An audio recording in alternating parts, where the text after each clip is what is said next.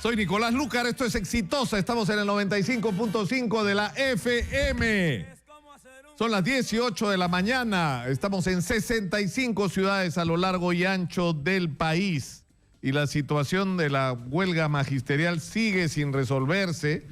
Se arregla con el diálogo, se arregla conversando, no es tan complicado, no son tan difíciles las cosas que están en discusión. Lo único que piden los representantes de los maestros es respeto, que reconozcan que ellos son los dirigentes que han elegido sus bases, conversar con ellos y terminar con esto de una vez. No debería ser tan difícil. Hoy día se ha publicado en el diario oficial El Peruano el decreto de urgencia número 012-2017, donde se dictan medidas extraordinarias para el restablecimiento del servicio educativo a nivel nacional.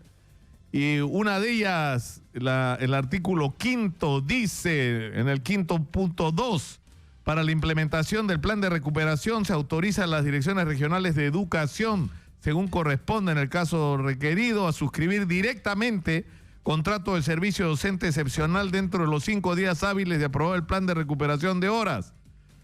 Contratar bajo dicha modalidad a docentes o profesionales de otras disciplinas o personas con experiencia práctica en la docencia. La duración de dichos contratos se encuentra supeditada a la culminación del plan de recuperación de horas efectivas. Marlon Vidal está en Ica. Esto es otra noticia que ha sido lamentable desde el día de ayer, el fallecimiento de la madre de la expresidenta del Consejo de Ministros, Ana Jara, que según la denuncia que ella ha hecho, ocurrió porque no pudo entregar su DNI. Marlon Vidal está con la historia completa sobre este tema. Adelante, Marlon, ¿qué está pasando? Cuéntanos. Bien, buenos días, Nicolás. Información en vivo desde la provincia de Ica. Me ubico justamente en la residencial San Jardín, la calle Avellanos de la urbanización San José, en Ica, justamente en el domicilio de la señora Velázquez, la señora Yolanda Velázquez, que lamentablemente perdió la vida, no por los hechos ya mencionados anteriormente, ya por la ex ministra Ana Jara Velázquez. En estos momentos ella se encuentra bastante delicada porque hay un hermano mayor que ha sido bastante afectado por esta pérdida de su madre, pero me encuentro acá con la doctora Yanina Jara, que es la hermana también mayor de la ex ministra, para que nos pueda indicar justamente el sentir, sus sentimientos relacionado a este tema que ha ocurrido con su madre. Yanina Exitosa, ¿cómo estás? Buenos días. Mi más sentido pésame. Muy buenos días a toda la audiencia Exitosas. A nombre mío y de mi familia agradezco todas las muestras de cariño, de solidaridad que estamos recibiendo ante la partida tan dolorosa de mi señora madre, y que sirva para que se sensibilice muchísimos casos, no solamente los ya señalados por mi hermana Ana, sino a nivel nacional, para que se replanteen las cosas en este sector. Es bastante lamentable el hecho ocurrido, lamentablemente, y de salud es uno de los temas bastante también denunciados por estos casos. Sí, yo pienso que acá el factor principal debe ser hacer un replanteo que vaya de la mano con la tecnología, con la sensibilidad humana y con el hecho de que desde ya los asegurados, cuando acuden a solicitar un servicio, vienen ya con la carga de algún ser querido que esté delicado de salud, y si a eso le sumas, no por parte de todos los profesionales de salud, que yo también reconozco que hay algunos muy competentes y muy humanos, sino que lamentablemente se ven casos como estos, de que hay muchas personas que no deberían estar laborando en estas instituciones porque les falta, además de calidad profesional, calidad humana, que es lo que nosotros estamos demandando. Por lo demás, no podemos tampoco meter en un mismo costal a todas las personas. Yo rescato también muy buenas personas del área de la red asistencial de ICA, y que son profesionales de primer nivel, como también los del mismo hospital de Revaldiati.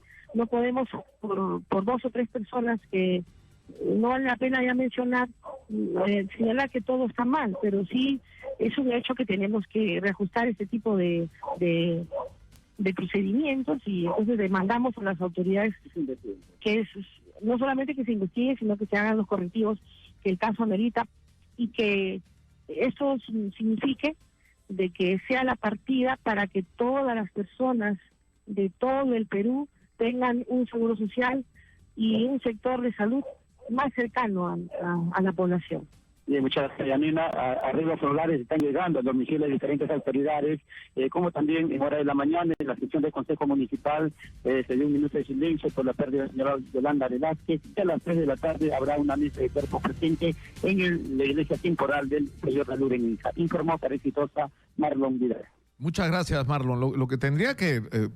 sobre lo que hay que llamar la atención, como lo hacíamos el día de ayer, es que lo que ha vivido lamentablemente la expresidenta del Consejo de Ministros, Ana Jara, con el fallecimiento de su madre, trágico, que lamentamos y por lo que le damos, por supuesto, nuestro más sentido pésame, pero es lo que viven los asegurados todos los días. Todos los días. Y la responsabilidad que salud esté ahí, o sea, no es que el problema se ha generado esta crisis de salud ahorita. Esto tiene años. Y toda la gente que ha estado en el gobierno compartiendo decisiones tiene responsabilidad en esta situación, que además se ha advertido y se ha discutido. A mí casi me cuesta el puesto un día que he discutido en Latina con la presidenta, la señora Virginia Bafigo, sobre lo que estaba pasando con los problemas, no solo de la situación de salud, sino con los problemas de gestión de salud, sobre cómo se estaba gestionando la seguridad social en el Perú.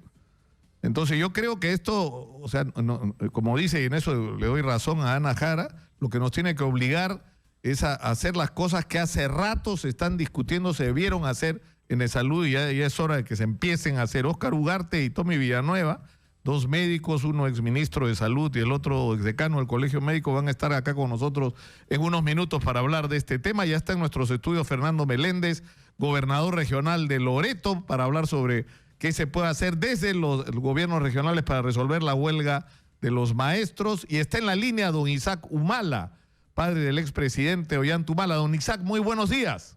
Buenos días, muchas gracias por tu llamada.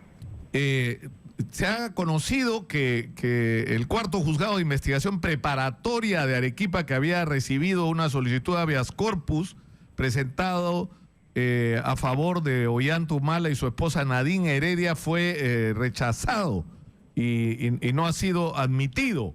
Este fue presentado por Karina Prado Heredia, que se supone que es prima de Nadine Heredia. Si no la conozco, sí debe ser, solamente me he enterado como ustedes por periódico. Pero esa cuestión que han declarado inadmisible, bueno, en ese caso el demandante, ¿no?, tiene que ir en queja a la segunda instancia. Ahora, el reclamo, o sea, se refiere a la prisión preventiva, pero se ha llamado la atención sobre el hecho de que en realidad no es ningún trato discriminatorio el haberles dado prisión preventiva, porque como se ha llamado la atención, más de la mitad de los presos del Perú están exactamente en la misma condición, ¿no? Es decir, que cuando Ollanta era presidente no le preocupó que la mitad de los presos estuvieran en esa condición, pero cuando le tocó a él sí se convierte en una, digamos, falta de respeto a los derechos del procesado. Bueno, en eso el procedimiento para delitos de función, delitos cometidos como político en el gobierno, ¿no?, eso, y tratándose de un expresidente, ningún juez de primera instancia ni de segunda instancia tiene competencia nunca para juzgarlo. Tiene que juzgarlo exclusivamente el vocal supremo titular menos antiguo como juez de primera instancia, tanto con la Constitución del 79 como con la Constitución del 93. El caso del 79 tenemos que en febrero o marzo de 1992, ¿no?, el doctor expresidente Alan García, por su primer ejercicio, ¿no?, fue enjuiciado penalmente por enriquecimiento indebido, y el que le tomó la instrucción, le abrió el proceso penal, fue el doctor Salas Gamboa, el vocal supremo titular menos antiguo, de conformidad con la Constitución 79.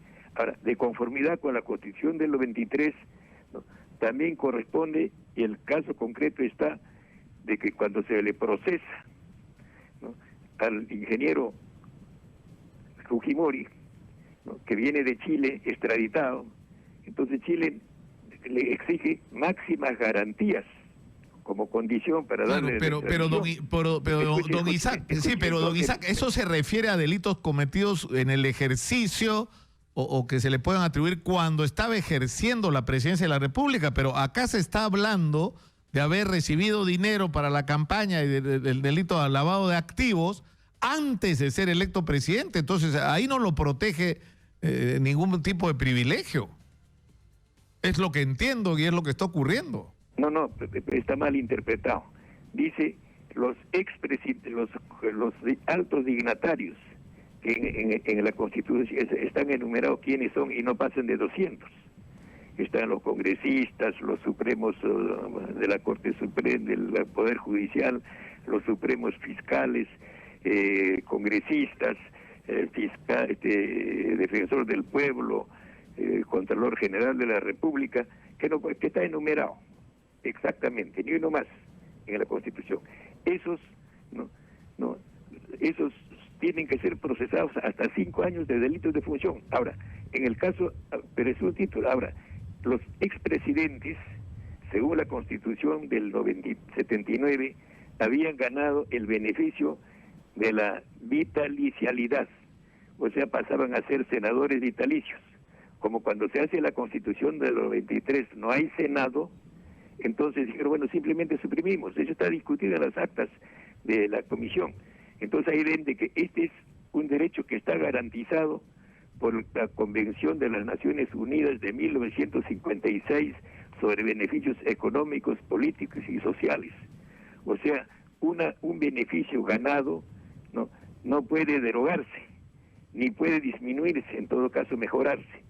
Entonces, ¿qué hacemos con que los expresidentes, según la Constitución que estamos reemplazando en el 79, son senadores vitalicios, tienen ganado la vitalicialidad?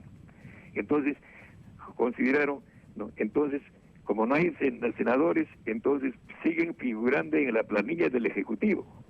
Entonces, Alan García, Fujimori, Toledo, Humala, siguen cobrando sus sueldos en las planillas vivas del Poder Ejecutivo, su sueldo de presidente, y tienen ese título de expresidente, que es un título, antes no era, expresidente, hasta su muerte. Entonces Ollanta tienen que darle automóvil del momento, con gasolina, etcétera, y su seguridad al mando de un comandante, durante toda su vida. O sea, él tiene derecho, tiene el título de expresidente, que es irrenunciable y constitucional, Entonces, no hay esa cuestión de que antes o después, Ahora, además que de ese antes, eso le dieron porque ya era candidato a la presidencia, inscrito, y ya está dentro del fuero estatal, Entonces, y llegó a ser presidente efectivamente, Entonces a él le corresponde. Por esa razón, hace unas semanas, el congresista de Puno, Lescano, dijo que habría que derogar ese título de expresidente, pero tampoco es derogable, porque no es un artículo de la Constitución, sino una convención de las Naciones Unidas de 1956 que el Perú lo adhirió o suscribió en 1977 o 78.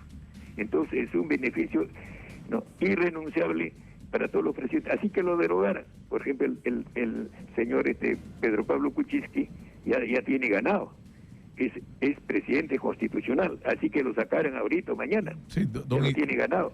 La vitalicialidad. Yo creo que está claro su punto de vista. Yo le agradezco mucho por habernos atendido, don Isaac Humala. Un segundito, sí. Mis condolencias muy sentidas a la señorita Ana Jara, que bueno, su madre ha muerto, y bueno, ahora, pero está haciendo también un servicio al país. En este momento están conmovidos todas las clínicas particulares, todas esas cosas, así que algo va a mejorar.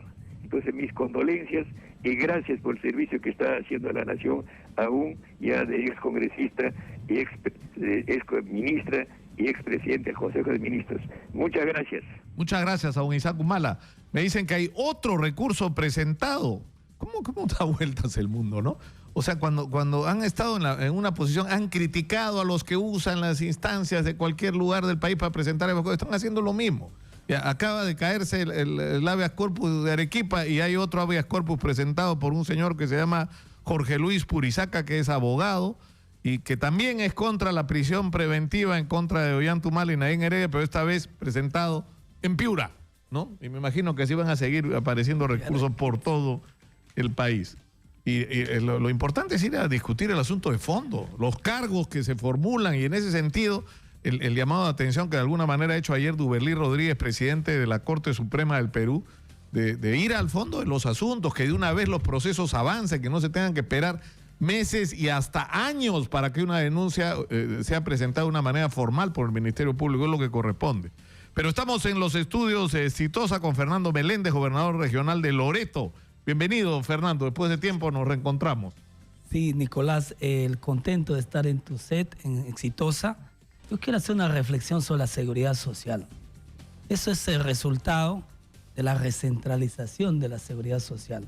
Loreto es el vivo ejemplo de cómo maestros, por ejemplo, que les descuentan en la boleta y no reciben el servicio médico. Claro. Provincias como el Datén, las provincias de frontera con Colombia, con Brasil, con Ecuador, cero seguridad social. Tanto así que el maltrato que recibe hasta en Iquitos. O sea, este es el resultado de la recentralización. El tema es que si tú tienes casi cualquier enfermedad de relativa gravedad, te tienen que traer a Lima, ¿no es cierto? Es absurdo, ¿no es cierto? Después de todos los años que han pasado y de todos los recursos que se supone se han invertido, ¿no? Y se han invertido creyendo que así un bonito hospital es la solución. Lo que demandan los pueblos es profesionales especializados. Demandamos servicios de salud. Loreto es el vivo ejemplo de lo que es la injusticia en la seguridad social, Nicolás, que hoy en buena hora se esté tocando este tema nacional, porque en Loreto, trabajadores públicos, maestros, todos sufrimos el mal servicio de la seguridad, que en esencia es un derecho de todo trabajador ciudadano que de su estado necesita lo mejor en salud. Y la prueba es lo que acabamos de vivir. Sin ICA está pasando esto. Imagínense Loreto. O sea, si hay que trasladar a una paciente que está en estado crítico de Ica a Lima, que Ica, digamos, es una región privilegiada en este momento porque tiene pleno empleo, porque hay un boom económico, ¿no es cierto?, porque hay recursos y se supone que debería haber los servicios de salud que correspondan. Me han llegado un montón de mensajes por eso. En el sentido de que este tema, o sea, lo que me dicen es que se entiende la indignación, la molestia, el dolor de la doctora Ana Jara por la pérdida de su madre, pero que se supone, y eso hay que aclararlo bien, porque yo creo que es importante también ese punto, porque no solo en lo que respecta a la madre de Ana Jara, sino a todos los pacientes, a nadie se le puede, hay una ley de emergencias, a nadie se le puede negar la atención por no tener el original del DNI, ¿no? Entonces, la pregunta es, ¿pasó realmente esto? O sea, ¿fue realmente así? ¿Se le negó atención a la madre de Ana Jara? Es un asunto al que vamos a hablar en un rato. Yo creo que hay un común denominador a nivel país en temas de salud, no solamente en salud o en el MINSA. No existe también la sensibilidad de los médicos, de los miembros de los asistenciales al paciente. En todo el Perú se denota un trato no muy bueno a los que llegamos a un hospital. Bueno, hay de las dos cosas, ¿no? Porque yo creo que también hay, o sea, yo no lo quiero justificar como decía ayer, pero hay ¿no?, desmoralización, desgaste, trabajar en condiciones tan precarias y muchas veces con honorarios que no corresponden a la función que se desarrolla, ¿no? Pero eso no justifica en absoluto que tengan que pagar patos el paciente, ¿no? En definitiva, mira, pero esto tiene que ver también con la recentralización.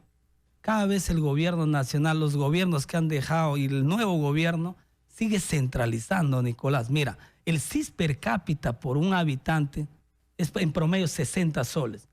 Yo sacar una gestante grave de Huepí a Iquitos me cuesta 16.000 soles y necesito una avioneta y pedirle a Dios que el tiempo esté en buen estado para poder sacarle desde la frontera con Colombia. 16.000 soles. Y me da un CIS per cápita de 60 soles. Eso no puede seguir funcionando así. Esos son los resultados de una salud centralizada. No, y al final en esos pueblos de frontera te resulta más económico e incluso más sensato desde el punto de vista de la salud llevarlo para el otro lado, llevarlos a Colombia, a Brasil. Y ahí tenemos... Escúchame, en Pangó ha estado, o sea, en Purús, perdón, ha estado el alcalde de Purús acá. Purús ha perdido entre 8 y 9 mil habitantes. Y eso no es broma, que un pueblo de frontera del Perú pierda a sus nacionales. Hemos perdido compatriotas porque el país en el que nacieron no les ha dado nada y simplemente se fueron a Brasil. Son brasileños ahora, ¿no? Cerca de 9 mil peruanos. ¿Cuántos habitantes quedan en Purús? 2.000 creo, 2.500, ¿no? Increíble. Pero Fernando, vamos al tema, o nos vamos, yo creo, primero a la pausa, señora Magariño, y vamos a regresar para hablar con el gobernador regional de Loreto sobre la huelga del magisterio. O sea, el gobierno ha salido a anunciar que en este momento hay solo el 50% de maestros en huelga en todo el país y que esto va a seguir disminuyendo. O sea, el gobierno está jugando la alternativa de asfixiar la huelga con la amenaza de los, ¿no es cierto?, y la aplicación de descuentos, con los reemplazos, ¿no?, por maestros contratados mientras dure la huelga. Y la pregunta es si esa es la mejor solución. De eso vamos a hablar tras la pausa y de la manera como se ha manejado lamentablemente hasta ahora este conflicto. Estamos con Fernando Meléndez, gobernador regional de Loreto. Con él regresamos tras la pausa. Esto es Exitosa, 95.5 de la FM. Volvemos. Continuamos con Nicolás Lucar en Exitosa.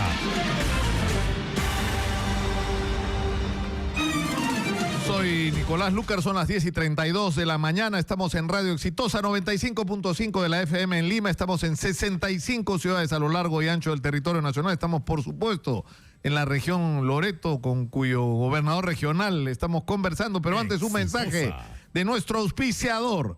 ¿Sabías que desde hace 50 años Paraíso está presente en todo el país? Un colchón diferente, 100% peruano, que cuenta con la más alta tecnología y los más altos estándares de calidad y que te da una garantía real que te asegura un descanso reparador para una vida saludable. Paraíso, 50 años soñando contigo. Erika Rado está en la clínica Centenario. Alberto Fujimori fue trasladado de emergencia a las 12 de la mañana supuestamente por un problema cardiológico. Su médico Alejandro Aguinaga está dando declaraciones. Adelante, por favor, Erika.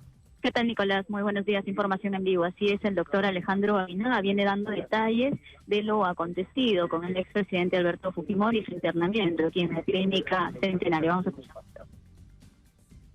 Actualmente está en la unidad de cuidados intensivos. La respuesta es una respuesta adecuada. No hay una respuesta que digamos muy buena. Todavía está en un periodo de estabilización. Estamos entre 100 y 110, 115 pulsaciones por minuto. Es una taquicardia supraventricular que es un cuadro severo que ha presentado el presidente Fujimori. Es la segunda vez. 4 meses antes presentó un problema similar que generó lo que estamos pasando en estos momentos, ¿no? ¿A qué se deben estos cuadros, doctora Aguinaga? Sí.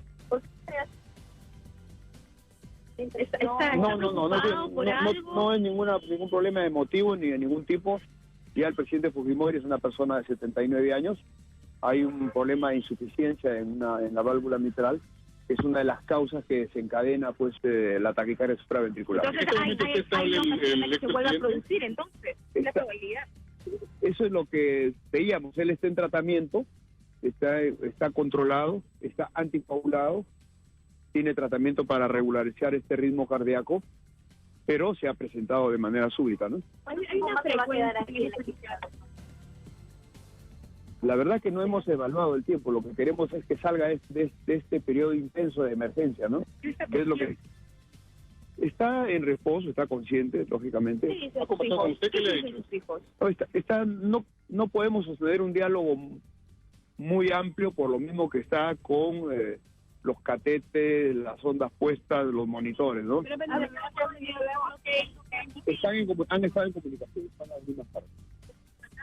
Nicolás, Exitosa. entonces ahí escuchábamos las declaraciones del doctor Alejandro Aguinaga, médico de cabecera del expresidente Alberto Fujimori. Ha indicado que está en la unidad de cuidados intensivos y todavía se está evaluando cuál es el tiempo de permanencia del expresidente. Lente contigo en estudios, Nicolás.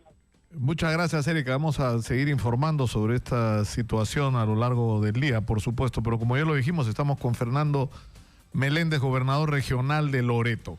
El gobierno ha diseñado una estrategia sinuosa, ¿no? Porque se ha negado primero a discutir con los miembros del Comité Nacional de Lucha, con estos 30 delegados, cuando la propia ministra fue la que los convocó. Una discusión de Tim Marín, o sea que la ministra iba a escoger a quién dejaba entrar, porque el ministro del Interior ni siquiera había insinuado, había dicho explícitamente que Pedro Castillo Terrones había sido como el resultado de una unificación en la lucha de las dos facciones que según él existen de Sendero Luminoso tratando de penetrar en nuestra vida social.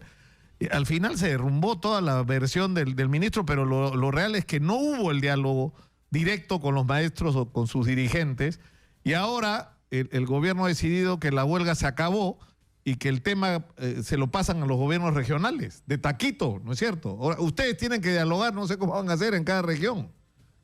O sea, ¿esto lo han coordinado con ustedes? O sea, De ninguna manera, Nicolás. Mira, esto es resultado del centralismo también, porque hay que centrarse en un tema puntual.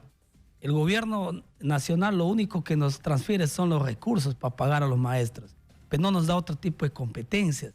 Un ejemplo de ello, ponemos el caso de Loreto.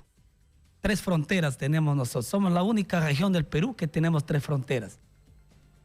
Un maestro para que vaya a trabajar en frontera, solamente 100 soles es el incremento de su remuneración. Un maestro para que vaya de Iquitos hasta Colonia Angamos, que es con Brasil y Yavarí, 7 días necesita viajar.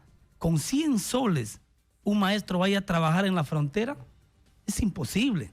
Por eso, el gobierno lo que tendría que hacer es descentralizar la educación. Descentralizar no pasa porque nos transfieran los recursos para pagar profesores. Hoy nos quieren pasar a nosotros el problema de una huelga mal manejada, pero sobre todo la consecuencia de una histórica postergación al maestro. Yo soy hijo de una maestra de escuela rural, Nicolás, donde el día que cobraba, el apoderado le llevaba el sueldo y el vuelto se iba a la bodega. Así nos han criado nuestros padres. O sea, esta es una deuda histórica. Yo creo que este es el momento que el gobierno, más allá de un tema de remuneraciones, más allá de un tema de evaluaciones... A mí lo que me llama la atención es poco menos que nos tendríamos que parar sobre las mesas a aplaudir, porque el gobierno le va a dar, según se ha comprometido, y esperemos que sea así, 2.000 soles de base salarial a partir de noviembre. Entonces yo me preguntaba 2 cosas. ¿Por qué tenemos que aplaudir que alguien cumpla una promesa 1 año y medio después? Porque la promesa fue hecha, ¿no es cierto?, en la campaña electoral. Y además, yo me pregunto si la ministra de Educación, por ejemplo, podría mantener a su familia con 2.000 soles al mes. O con 3.000, ¿no? Y me parece loco que estemos discutiendo esto. O sea, por eso, del nivel tan de abajo que estamos viniendo. O sea, lo que estamos ofreciéndole a los maestros han aceptado es que se le va a dar una unidad impositiva tributaria el año 2021. ¿Dentro de cuánto? Dentro de casi 4 años. ¿No es cierto? O sea... ¿Qué es eso? ¿4.000 y algo de soles? ¿Eso es lo que van a ganar nuestros maestros de este país que pretende ir al futuro? Es increíble. Y sobre todo cuando estamos en la línea de la OCDE. Claro. Pero mira, claro. Yo creo que hoy es un momento importante para el gobierno de que nos descentralice esta competencia, pero en todos sus extremos, porque cada región tiene su propia realidad. Mis maestros de mi región son muy distintos a los maestros de Ica o de Piura o de Arequipa o Moquegua. De nosotros tenemos, por ejemplo, el Fondo de la Ruralidad, el bono de frontera. De nosotros, Nicolás, de los 5.600 colegios, Loreto es una de las regiones que tiene más colegios en el Perú por su dispersión geográfica. El 20% son colegios unidocentes y están en las comunidades indígenas. O sea, quiere decir... O sea, es un maestro que enseña todos los grados. Para 6 grados. Eso es una injusticia. ¿Y por qué?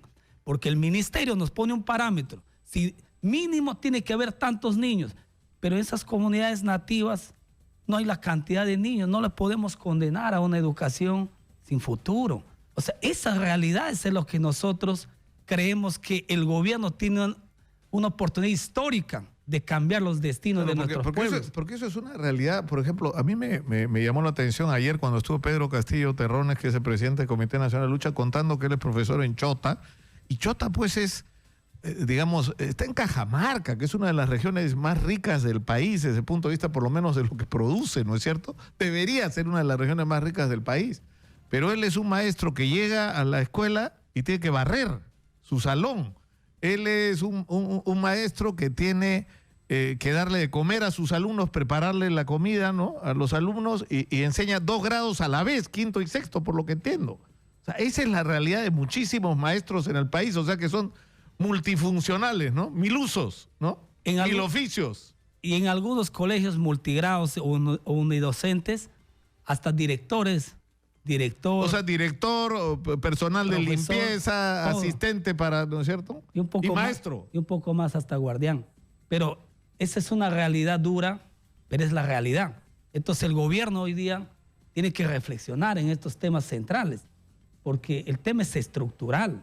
El tema no pasa por un tema de evaluación. Para nosotros, para Loreto, lo miramos desde otra perspectiva. Una oportunidad es esto de reformar la educación peruana. Esta discusión, por ejemplo, se han creado conflictos de una manera, yo creo, artificial, que lo único que han hecho es desviar la atención y evitar el diálogo y la solución de los problemas reales, porque yo he escuchado, sinceramente, por primera vez de una manera tan clara a los representantes de base de maestros poniendo sobre la mesa los problemas reales del magisterio y la voluntad de los maestros de comprometerse en transformar las cosas, lo cual se pone a transformarse a sí mismo, o sea, mejorar sus capacitaciones y sus capacidades. Entonces tienes un contexto que es privilegiado y que deberías saber aprovechar, y en vez de aprovecharlo, los tratas casi como si fueran enemigos, ¿no? Entonces ahora, supuestamente, los maestros no quieren la evaluación, y los del gobierno sí. Y no es cierto. La discusión es qué tipo de evaluación es la que se hace. No sé por qué es tan difícil entrarle a esa discusión. Bueno, vamos a hablar pues de cómo sería esa evaluación directamente con los maestros, ¿no? Así es. Y yo creo algo más, Nicolás, en el tema de evaluaciones, por ejemplo, en Loreto hay complejidad territorial.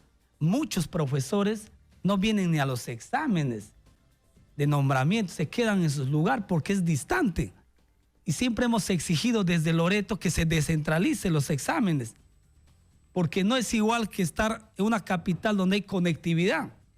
Loreto es una región aislada y muchos profesores fronterizos o en comunidades indígenas llegan tarde a dar una prueba, ya sea para contratos o nombramientos. Claro, además la pregunta es ¿qué posibilidades reales tiene un maestro que está viviendo y trabajando en esas condiciones de calificarse, ¿no es cierto?, de mejorarse profesionalmente, actualizarse, ¿no? O sea, ¿qué posibilidades reales tiene, ¿no?, en esas condiciones? Yo sigo creyendo que esta es una oportunidad para el gobierno de mirar a las provincias, mirar al Perú profundo, de qué educación queremos para este país. Más allá de un tema de remuneraciones que es justa la demanda de los maestros, más allá de un tema de evaluación, no podemos atomizar una discusión entre una voz, un eco de maestros que están representados hoy día con un gobierno que sigue insistiendo que sacando decretos va a resolver la educación. La educación no la vamos a resolver así. Andoas ha sido el principal productor del Perú en petróleo y hasta el día de hoy el alcalde paga 12 profesores y mi gobierno paga 30 profesores con nuestro presupuesto.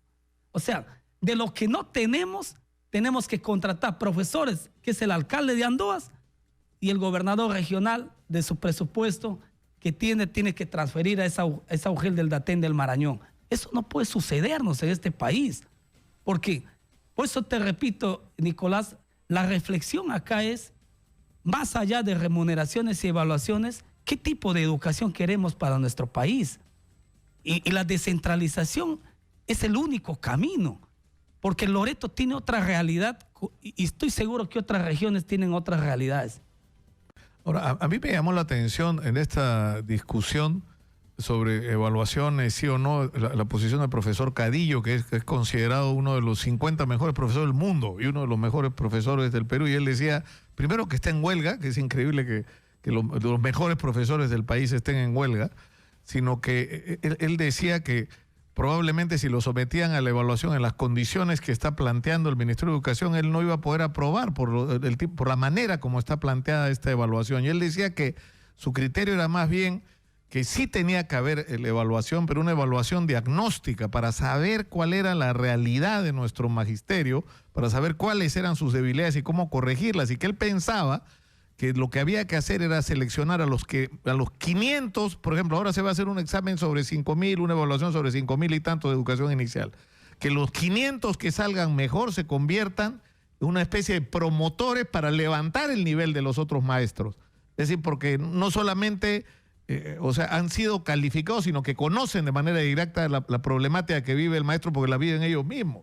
Entonces, no sé, hay montones de ideas que surgen en esta discusión y que podrían estar conversándose en una mesa en vez de estar peleando, ¿no? A ver si yo te logro derrotar y te rindo, ¿no es cierto? Y te arrodillo, y ¿no es cierto? Y los maestros que se resisten a no levantar la huelga. O sea, estamos en una confrontación absurda. Que dicho sea paso, como estamos hablando, los han metido ustedes ahora en el lío, ¿no? Sí. Ahora háganse cargo ustedes, a ver qué hacen. Pero mira, Nicolás, en la carrera pública magisterial hay una serie de programas. Y uno de ellos son los acompañamientos pedagógicos, los PELAS y otros programas. Pero la pregunta es, ¿este modelo de programas se ajusta a las realidades de cada región? ¿Por qué no se convoca ahí a los mejores maestros para que sean ellos los que garanticen el proceso de enseñanza en las escuelas rurales, sobre todo en las escuelas de frontera, recibir una educación de calidad? Ahora, yo tengo maestros capacitados. Yo tengo dos preguntas finales. Había una crítica con respecto al director de la UGEL, no tengo el nombre en este momento, pero con respecto a denuncias de malos manejos de fondos, a contratación de familiares de los directivos de la UGEL. ¿Cómo se va a manejar esto? A ver, en Loreto, Nicolás, como en todo el Perú, hubo concursos para directores de UGELes.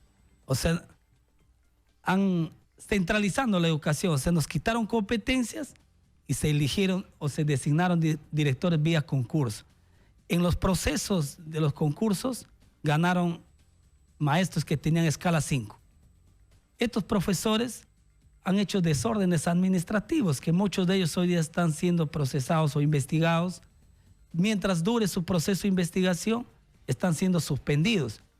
Y por tanto se encarga esas UGELes a otros maestros, que es temporal.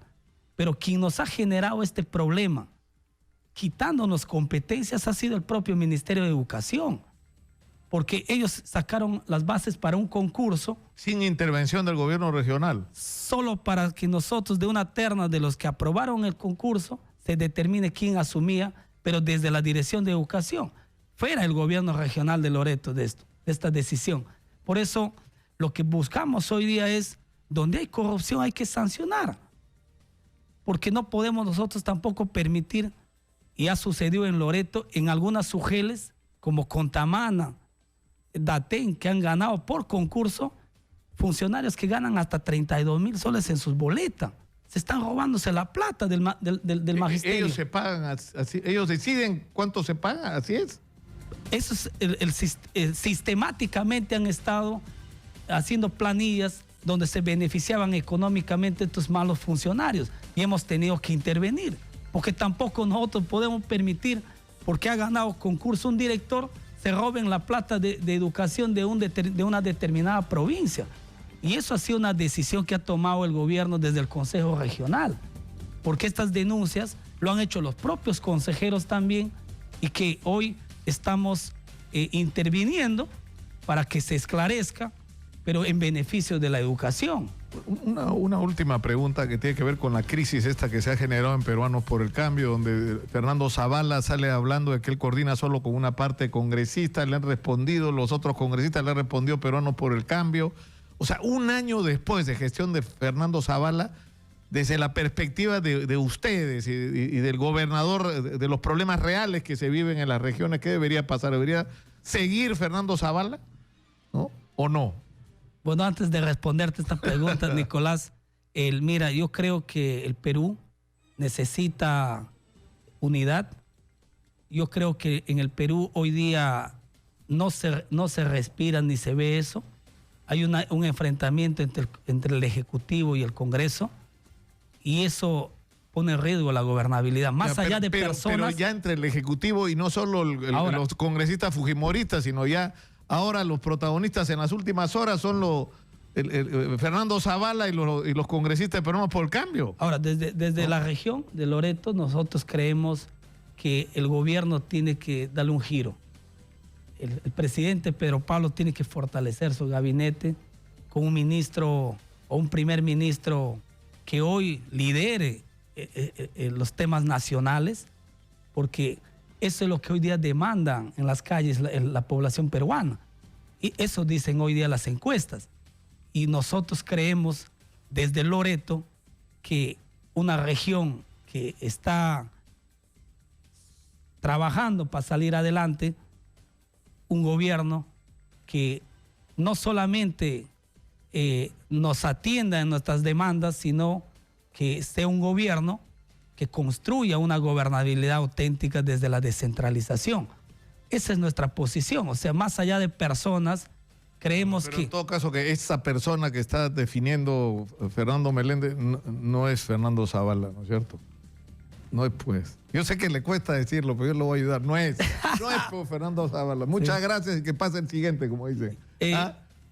Nicolás, antes de terminar la entrevista, yo les hice un llamado a mis maestros de mi región que retornen a las aulas, por dos razones. En principio, nosotros somos una región muy complicada desde la parte territorial, pluricultural y también fronteriza. Creemos que desde una mesa de trabajo, desde la región, podemos presentar una gran propuesta de qué tipo de educación quiere Loreto para construir su futuro de sus nuevas generaciones. Y ese es un llamado que yo le hago a mis maestros, consciente de que su lucha es justa. Pero este es el momento para que ellos retornen a las aulas para construir esa educación que hemos soñado. ¿Y ha habido una reunión entre ustedes del gobierno regional y los representantes de las bases del SUTE de Loreto? Sí, estoy en diálogo con ellos, con el comité de lucha. Bueno, eso es el primer paso, ¿no? Y el ejemplo debería ser seguido por todo el gobierno, ¿no? Pero en fin, muchas gracias a Fernando Meléndez, gobernador de Loreto, por estar con nosotros. Muy gentil, como siempre. Becker Bejarano nos trae información sobre Huánuco. Becker, ¿qué está pasando por allá? Cuéntanos. Buenos días, Lucas. Continúa la huelga de los docentes en la región Huánuco. Los huelguistas han establecido piquetes en las instituciones educativas emblemáticas de Huánuco, como Nuestra Señora de la Merced, la Gran Unidad de Leoncio Prado, Juan Velasco Alvarado, en el distrito de Picomarca, donde se ha producido un pequeño enfrentamiento entre padres de familia y docentes. Felizmente no llegó a nada grave.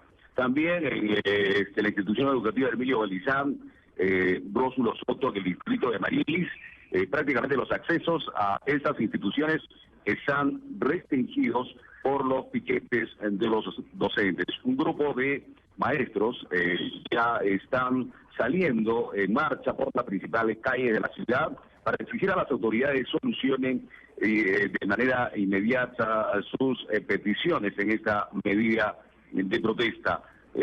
Están realizando una olla común en el Parque Amarilis.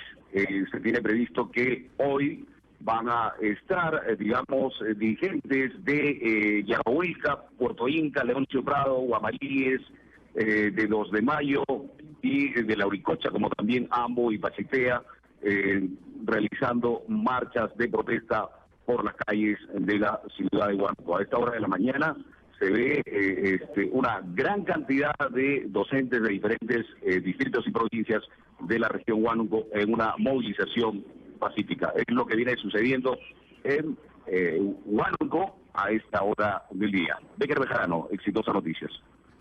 Muchas gracias, Becker. Y está con nosotros ahora Óscar Ugarte, ex ministro de Salud. Y tengo en las manos, me lo ha transferido un médico amigo, el doctor Pedro Romero, el comunicado que ha emitido el Sindicato de los Médicos de Salud sobre el caso de la madre de Ana Jara, que dice cosas reveladoras. dice que no ha habido ni negligencia médica ni desatención en el caso de la madre de la exministra Ana Jara. Y lo dicen literalmente, rechazan la desinformación de algunos medios de comunicación. Dice que la señora ingresó al CELIM, que es el Centro de Emergencia de Lima Metropolitana, a las 20 horas del día de ayer, ha sido, ¿no es cierto? La señora había sido trasladada del Hospital 4 Augusto Hernández Mendoza de Ica con el diagnóstico de shock séptico, enfermedad pulmonar obstructiva crónica y enfermedad pulmonar intersticial difusa, ambos en estado terminal como consecuencia de la fibrosis pulmonar, que es un mal de pronóstico irreversible. Que dice que la decisión de trasladarla, que era una decisión de alto riesgo, fue asumido por los familiares, no debiendo haber sido trasladada hasta Lima por no haber criterio médico para ello. La paciente, dicen, recibió la atención médica necesaria y oportuna, como lo recibe todo paciente que entra a emergencia. Dice que ella fue trasladada al área de shock trauma, la que está debidamente equipada para tener casos de esta naturaleza y que la ha mantenido estable a pesar de su grave estado, que luego subió a la unidad de cuidados intensivos, una vez que se contó con una cama disponible para el traslado y para el tratamiento de dicha área, que es el problema que hay, porque no hay cama, pues, ¿no? Y que no existe, y esto es un problema muy serio, no existe una comunicación interna entre el centro de emergencia y el hospital, y esto ya se ha denunciado muchas veces. Ha habido casos de pacientes, o sea, los tienen que sacar de la emergencia para hacerlos entrar al hospital. Y el otro día me contaban una anécdota ya penosa, que en el momento que trasladaban a un paciente han asaltado a la gente que iba en camino, unos ladrones le han robado ahí al personal y a los familiares del paciente, ¿no? Ahora dicen que los trámites administrativos de acreditación no son responsabilidad del personal médico. La identificación del paciente con DNI corresponde a normas y reglamentos de la institución que realiza personal administrativo y coinciden en que debe realizarse lo antes una auditoría para ver qué cosa pasó con este tema de la digamos, requisito que supuestamente le pusieron de identificación que aparentemente ocurrió. Ahora, lo que dicen los médicos, Oscar, bienvenido, es que digamos que no ha habido en este caso una negligencia médica, ¿no? Buenos días, Nicolás, muchas gracias por la invitación y también al público un saludo y desde ya nuestras condolencias a Ana Jara, un hecho lamentable sin duda. Sobre el comunicado que tú mencionas, sí lo he conocido. Yo creo que eso es parte de lo que debe ser investigado, sin duda. Yo confío en que efectivamente, tanto en Ica como al llegar ha recibido las atenciones necesarias. Sin embargo, y es lo que entiendo a nivel de la institución, y no solo de la institución, sino además de la superintendencia, es materia de investigación. Son estos dos hechos que la ex primera ministra Ana Jara señala. Uno, que es cierto que ha sido transferida, es cierto que el cuadro era un cuadro crítico, eso nadie debe dudar, supongo, pero en la medida en que la institución autoriza la transferencia y el traslado, hay una responsabilidad institucional para mejor, digamos, ¿cierto? Esto se canaliza a través de la recepción en la unidad de shock trauma, que por lo general son unidades bastante bien equipadas, como dice el comunicado, pero ahí mismo se decide que debe pasar a cuidados intensivos del hospital, o sea, de la emergencia que tiene este problema que tú has señalado y que se explica porque no fue construida como emergencia del hospital. La emergencia del hospital es la emergencia que todo el mundo conoce, que está en el sótano y que tiene acceso diferente. Aquí se ha construido una emergencia para Lima Metropolitana, de los asegurados. O sea, no pensando en el hospital, sino para atender todas las emergencias. Lo que pasa es que por las necesidades Claro. Cuando tienes que trasladar a un paciente de esa emergencia que no tiene acceso al hospital, porque no hay un acceso hay un directo, problema serio. se produce un problema. Exactamente. Y hay, hasta donde entiendo, propuestas de solución, porque siempre hay arquitectónicamente cómo resolver esos pasos, pero que todavía no está resuelto. Ese sí es un problema que está pendiente en la institución. Pero volviendo al caso, hay dos cosas que son materia de investigación y que no necesariamente contradice lo que afirman los médicos. Lo primero es si se puso como condición para pasar... Para la atención, o claro... para pasar de shock trauma, porque estaba siendo atendida para pasar a la unidad de cuidados intensivos, que es otra institución, digamos, diferente al... ¿no? Si se puso como condición el DNI o no. Eso, sí, porque parece absurdo, ¿no es cierto? Si ya está siendo atendida en la institución, en una unidad X, y pasa a otra unidad Z de la propia institución, ¿para qué se le pone esa condición? Ese requisito. Ese requisito. Porque además, ahí entiendo que se ha argumentado que podría ser que no es la persona que es asegurada. Bueno, eso se resuelve muy fácilmente. Yo he señalado en otros medios ayer, cuando me han preguntado al respecto, el Hospital Casimiro Ulloa, el Hospital de Emergencias del Ministerio de Salud, donde llegan chocados, asaltados, todos los días.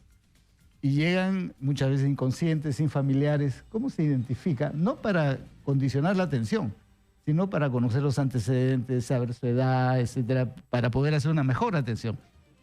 Tienen un aparato electrónico que... biométrico, que analiza inmediatamente la huella digital y en pantalla aparece... Así es. Entonces, es un problema tecnológico. Claro, pero yo creo, y yo te agradecería, Oscar, que vayamos a la pausa y regresemos para hablar sobre esto, que es bien complicado en el caso de Ana Jara, porque finalmente Ana Jara ha sido parte del gobierno, ¿no? Sí. Directa o indirectamente durante los últimos 5 años, donde los 5 años anteriores, y por lo tanto hay una responsabilidad gubernamental de todos los que han estado en el gobierno en los últimos años con la situación de salud. Sí. Pero acá hay varios temas que son muy críticos, es decir, que la madre Ana Jara tenga que ser trasladada de Ica a Lima porque no se confía en los servicios de salud de Ica. Primer problema, ¿no es cierto? O no están calificados supuestamente ni en equipo ni en personal, teóricamente, para resolver un problema de esta naturaleza. En segundo lugar, llegar a la emergencia y el drama que significa llegar a la emergencia. Donde vamos a hablar claro. Si no tienes, es decir... Yo no sé en qué estado tienes que llegar para recibir la atención que requieres, porque es un tumulto la emergencia, la gente está amontonada. Y en tercer lugar, el asunto absurdo del que ya hablamos, de la falta de comunicación entre el centro de emergencia y el hospital. Así es. Y por otro lado, el propio hecho de la situación de la unidad de cuidados intensivos. Anda a conseguir una cama en la unidad de cuidados intensivos, anda a conseguir un lugar. Yo hoy día hablaba con una persona que trabaja conmigo, que tiene un problema, están tratando de detectarlo, tiene unos dolores muy intensos que por momentos le impiden trabajar y sus citas pues son dentro de 3 meses. Claro. O sea, ¿me entiendes? No sé qué expresión usar, pero, o sea, se está jugando con la vida de esta persona porque de repente dentro de 3 meses le dicen algo que si se lo hubieran dicho ahora hubiera tenido oportunidad de tratarse o de curarse, de repente dentro de 3 meses es demasiado tarde. Pero es lo que viven todos los asegurados del Perú todos los días. Y de eso es lo que hay que hablar. Vamos a la pausa. Y regresamos, ya se unió a nuestra mesa Tommy Villanueva, exdecano del Colegio Médico. Está con nosotros Óscar Ugarte.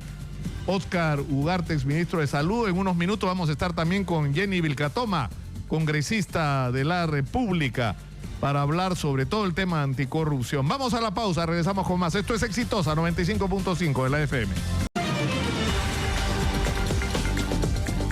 Soy Nicolás Lucar, esto es Radio Exitosa, son las 11:12 de la mañana y esto es un mensaje de nuestros auspiciadores. ¿Sabías que la tecnología Bodytest es única y exclusiva de Paraíso y es utilizada para el diseño de los colchones de la mejor calidad? El Bodytest identifica los puntos de presión que ejerce el cuerpo de una persona mientras descansa y la forma como se distribuye el peso sobre el colchón.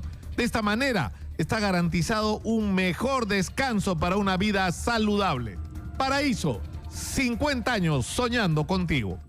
Están en nuestros estudios Óscar Ugarte, exministro de Salud, y Tommy Villanueva, exdecano del Colegio Médico del Perú, y hablamos a raíz del incidente penoso y lamentable del fallecimiento de la madre de la expresidenta del Consejo de Ministros, Ana Jara, que de alguna manera nos ha obligado a poner sobre la mesa la crítica situación de salud, ¿no? Sí, en primer lugar, digamos, nuestro más sentido pésame, ¿no? Una vida más que se pierde en estas circunstancias de la crisis del sistema de salud que ya lo hemos venido mencionando. En este caso específico del Hospital Revalidati, que en esta radio fue que se denunció, ¿no?, que esa construcción estaba mal diseñada, ¿no? Y parte de todo este análisis que se ha empezado a hacer a partir del día de ayer es que la demora que se está dando en transferir los pacientes de la emergencia hasta el Hospital Revalidati, hay que atravesar toda la calle, ¿no?, Domingo Cueto, y llevar una ambulancia. Entonces eso significa esperar una ambulancia. Para empezar, una ambulancia no está a disponibilidad en eso es lo increíble, o sea, ¿no?, tener que usar una ambulancia, porque ya hay casos en que se trasladan por la calle los pacientes, ¿no es cierto?, en lo que cuando es posible hacerlo. Pero lo que es absurdo es que tengas que hacer eso en un local que queda dentro de la misma manzana. O sea, es absurdo. Claro, no ha habido previsión. Pero eso fue advertido, ¿no? O sea, se ha advertido y hay una denuncia del cuerpo médico del Hospital Revalidati a la Contraloría de la República que está en investigación de esta construcción, y fue en el gobierno, paradójicamente, en el gobierno anterior, ¿no?, en la cual la Premier fue parte de esta gestión. Y lamentablemente ya hemos previsto, incluso ya ha habido otros fallecidos en silencio, porque ha habido paros cardíacos que han sido atendidos por nuestros colegas, muchos de ellos han salvado por la pericia que tienen nuestros colegas. Entonces no podríamos echar la culpa, que lamentablemente, eso hay que decirlo claramente, que el día de ayer los primeros culpables sean los profesionales de la salud, cuando aparte de esta denuncia que se dio fue el tema del DNI, que es un tema netamente administrativo, que debería haber sido ya resuelto hace tiempo, ¿no? La informatización del sistema de registro de historias clínicas, de acreditación, de cuánto tiempo más va a esperar. Vamos a esperar este caso o otros casos más para poder simplificar administrativamente los procesos.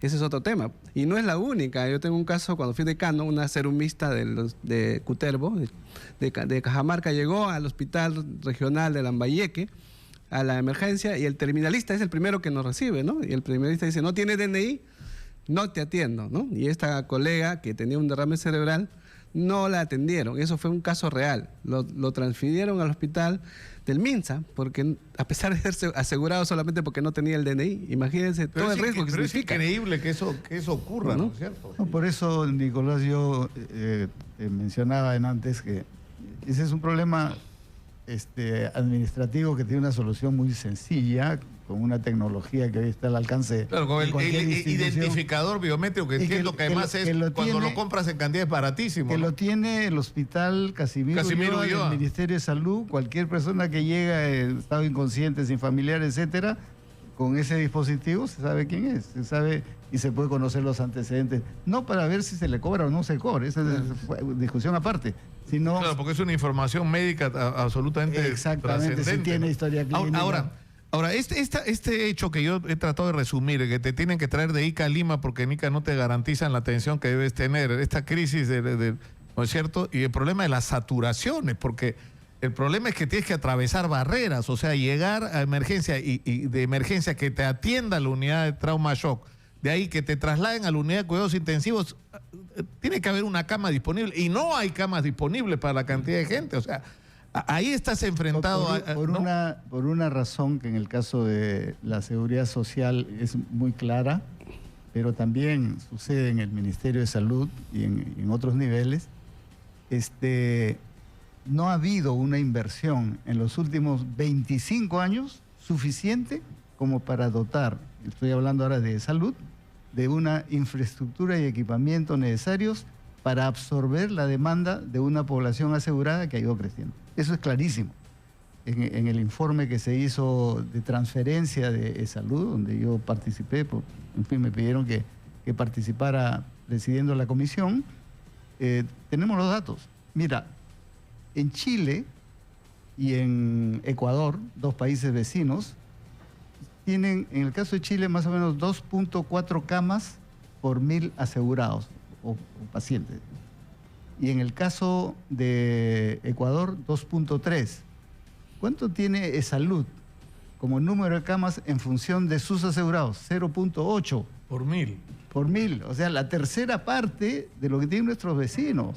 Es un problema de ahorita. Es un problema que se viene acumulando pero ahí es donde se convierte en trascendente el problema de los recursos, ¿no es cierto? Y de la gestión de esos recursos. Porque una de las críticas que se ha hecho es que Salud tiene unos niveles de gerencia, una cantidad de personal en todo el aparato administrativo que es gigantesco y bien pagado, pero que está claro que no es eficiente. Por ejemplo, yo pregunto, ¿cuánta plata le deben a Salud? ¿Y por qué Salud no puede cobrar? Entiendo que le han encargado a SUNAT la cobranza, pero aparentemente no está funcionando. El principal deudor es el Estado. El Estado, y también hay empresas privadas que no cumplen adecuadamente con el pago, ¿no? Y ahí viene el tema. Con ese dinero podríamos contratar recursos humanos. Solamente en la unidad de cuidados intensivos hay la mitad de cantidad de colegas que deberían hacer guardia, y el cuerpo médico también lo ha denunciado.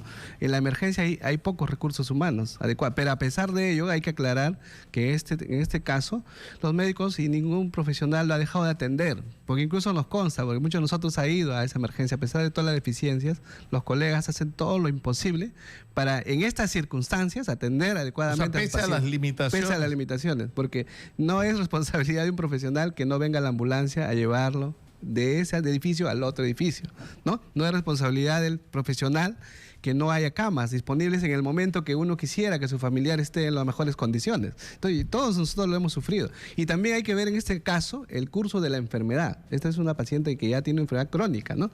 Degenerativa, de larga data, que también la transferencia que ha hecho desde Ica hasta Lima, hay un manejo ahí que de repente en este momento no se analizó bien si era importante transferirlo en ese momento, porque transferir a un paciente delicado. Claro, pero es un paciente delicado, y delicado políticamente porque es la madre de la expresidenta del Consejo de Ministros y una persona que ha sido políticamente importante en el país. Entonces, si los médicos dicen no estamos de acuerdo con trasladarle, la señora fallece producto de la gravedad de la enfermedad, igual le van a atribuir una responsabilidad, ¿no es cierto?, a que los médicos no quisieron trasladarla. Claro. Ahora, la trasladaron, la señora falleció y ahora se dice que...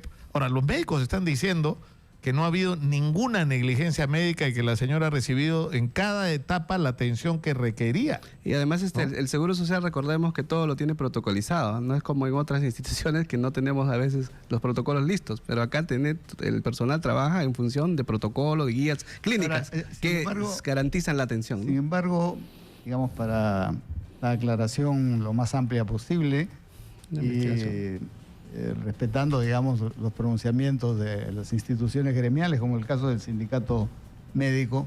Sin embargo, hay dos hechos que son parte de la denuncia y que están en discusión, ¿no es cierto? Tanto en la institución, que reconoce que algo de eso ha habido, como de la superintendencia, que también ha intervenido. Uno, el que ya se ha mencionado, el requisito del DNI, que no debiera ser una condición, digamos, para... Más aún cuando la persona está dentro de la misma institución, ¿no? Aunque haya claro, ya estás admitida, ya te están dando tratamiento. Es persona conocida, está con historia, etcétera. Y lo segundo, que ha sido dicho, y eso amerita efectivamente una aclaración, si derivado de eso le ponen como condición, lo que le pondrían como condición a un tercero desconocido, que es, firma un pagaré para que me pagues por estos servicios, porque si no eres asegurado, ¿quién lo va a pagar? ¿No es cierto? Eso que ha sido dicho, eso tiene que aclararse. Porque ¿es norma institucional o no es norma? Y si no es norma, ¿de dónde sale esa condición? Claro, porque ahí además se plantea, el otro día me contaban un incidente, había una persona que tuvo una emergencia, un derrame, un asunto muy serio, y tenía que ser atendido en una clínica privada, me parece que fue la Ricardo Palma, y era asegurado de salud, no tenía ningún otro tipo de seguro. Si lo trasladaban hacia cualquier institución de salud, se moría. Y tomaron la decisión correcta, lo metieron, lo operaron inmediatamente y le salvaron la vida.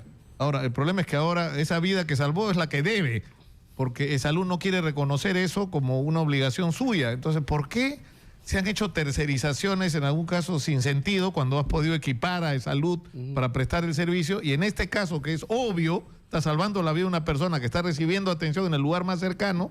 O sea, no...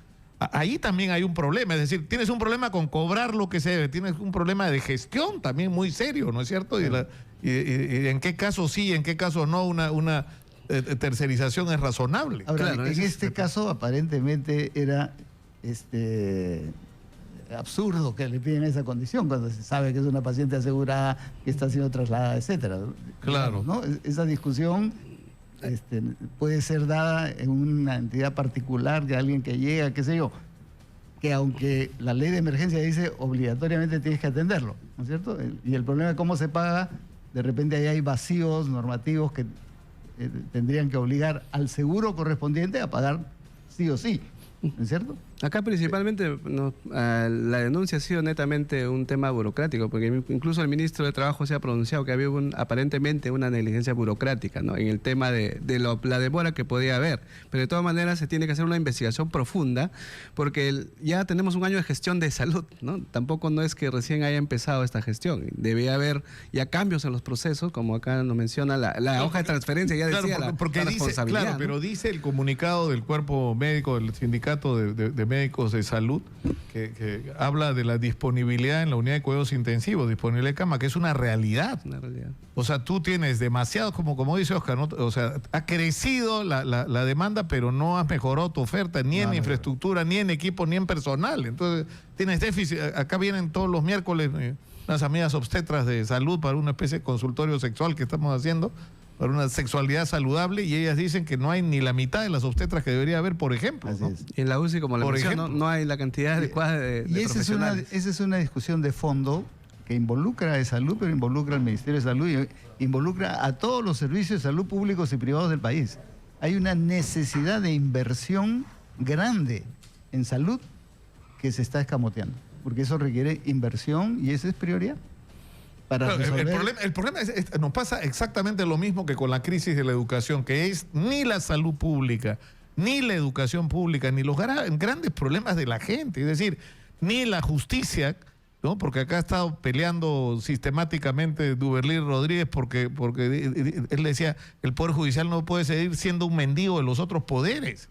O sea, no puede ser que tengas ahora trabajadores del Poder Judicial en huelga o reclamando porque los sueldos que reciben no, además es un trabajo exclusivo, ¿no? O sea, no pueden dedicarse a otra cosa, ¿no? Y más aún ahora Salud ha comenzado a generar normas para, en vez de solucionar los problemas, tercerizar y darle a la empresa privada que va a ser la solución según esta gestión. Entonces creo que no es la solución es principalmente invertir en el sector, en este caso en salud. Y en salud tenemos ingresos fijos del descuento que se le hace a todos los profesionales o a todos los trabajadores. Entonces un ingreso no es lo mismo que lo que tiene el Ministerio Público. Pero lo que nos contaba Oscar es increíble, porque el Estado no solo es el principal deudor de salud, sino que el Estado hace trampa, porque tú tienes que pagar el 9%, a menos que sea del Estado, ¿no?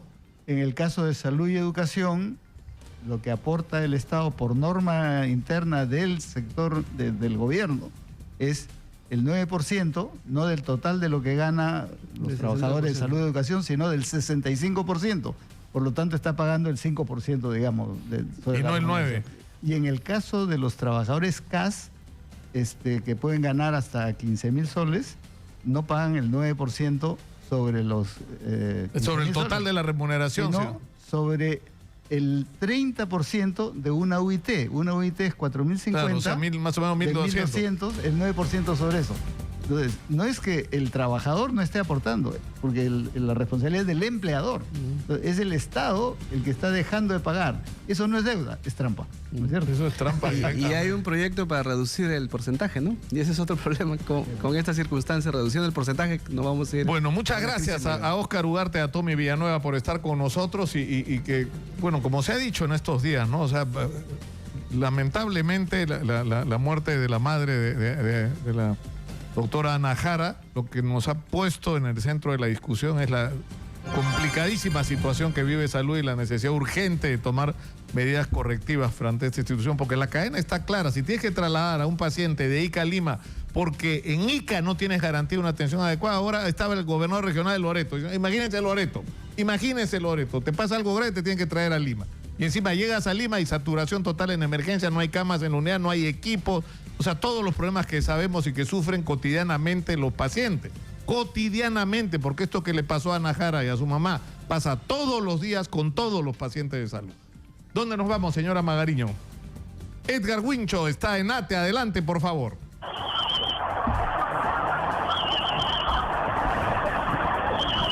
Edgar, adelante, por favor. Edgar Wincho está en ATE. No te escuchamos, Edgar. Creo que él no me escucha a mí, que no sé qué pasó. Edgar Huicho.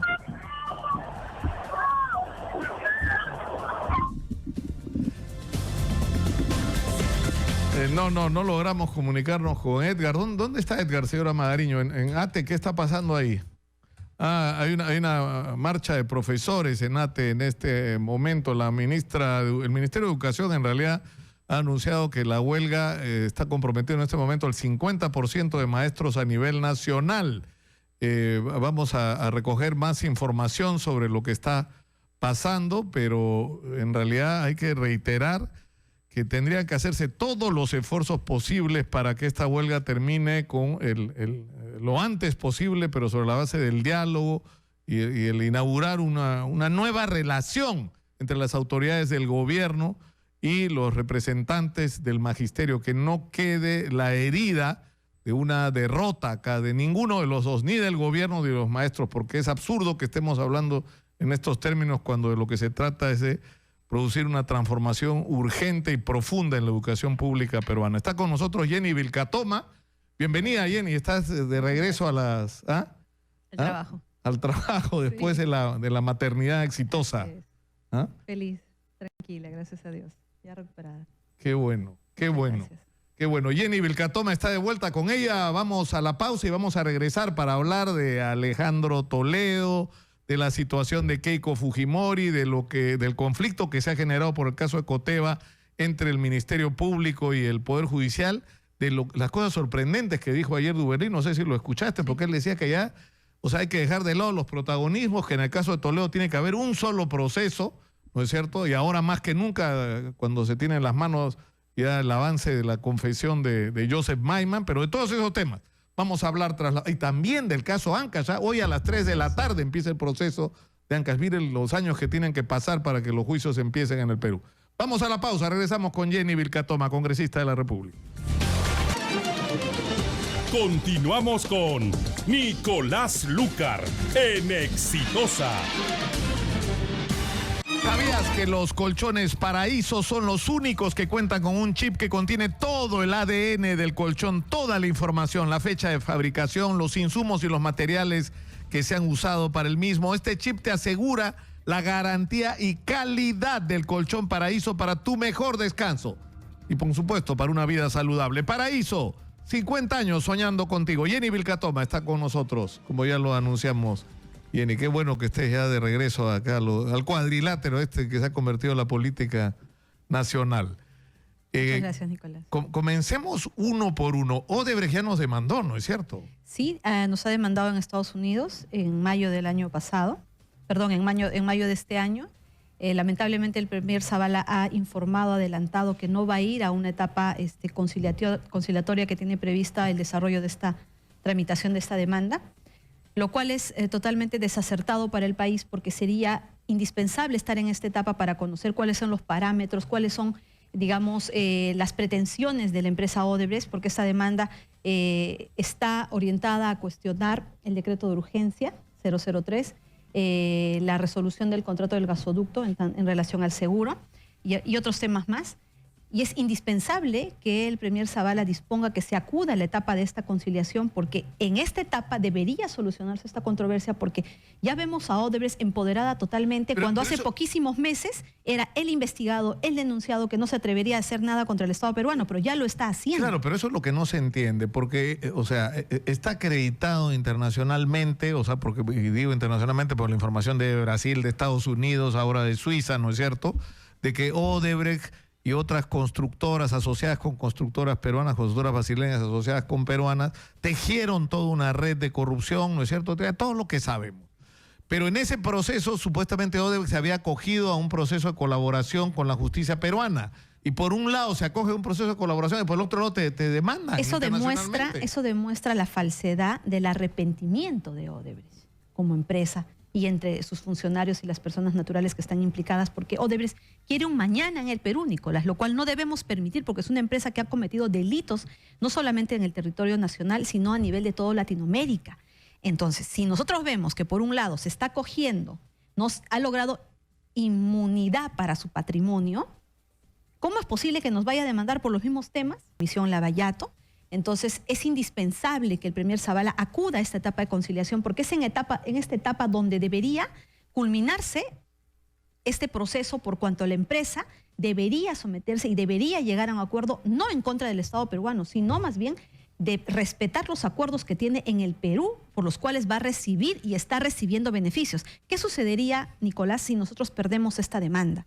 Este dinero que aparentemente se va a cautelar para una reparación civil en el fideicomiso a la luz de la aplicación del decreto de urgencia 003, podrían simplemente, al cabo de ganar esta demanda, llevarse todo ese dinero, pero ya no va a haber ningún tipo de activo sobre el cual el Estado pueda accionar para garantizar la reparación civil. ¿Por qué? Porque van a haber vendido todo. Ya lo han vendido todo, ya han pagado sus deudas y lo único que va a quedar a futuro va a ser el monto destinado para la reparación civil.